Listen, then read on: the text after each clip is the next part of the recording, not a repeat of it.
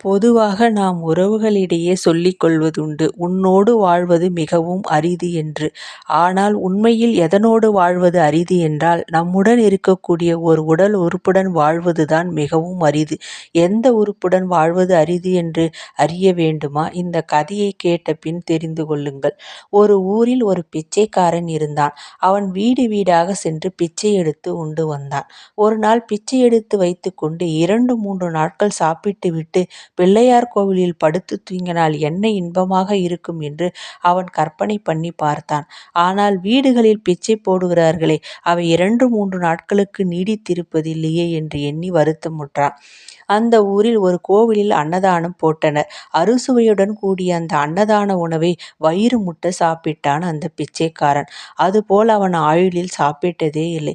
சாப்பிட்ட பின் எழுந்திருக்க கூட முடியவில்லை. மூச்சை பிடித்து கொண்டு எழுந்தான். கை கழுவி அவன் நடந்து செல்லும் பொழுதே குமட்டி கொண்டு வந்தது. சாப்பிட்டதெல்லாம் அப்படியே வாந்தி எடுத்தான். என்ன வயிறு இது? இதனுடன் வாழ்வது பெருந்தொல்லையாக உள்ளதே என்று சலிப்புடன் வருத்தமுற்றான்.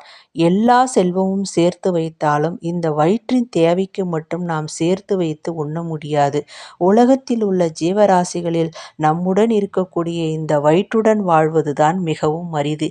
இதையே நம்முடைய அவ்வை பாட்டி பாடியுள்ளார். ஒரு நாள் உணவை ஒழி என்றால் ஒழியாய், 2 நாளுக் கேளென்றாய் ஏலாய், ஒரு நாளும் எந்நோய் அறியாய், இடும்பை கூர் என் வயிறே, உன்னோடு வாழ்தல் அரிது என்று. எதனோடு வாழ்வது அரிது என்றால், நம்முடன் இருக்கக்கூடிய இந்த வயிறுடன் வாழ்வதுதான் மிகவும் அரிது. இந்த அரைதான் வயிற்றுக்கு தான் இவ்வளவு பாடு.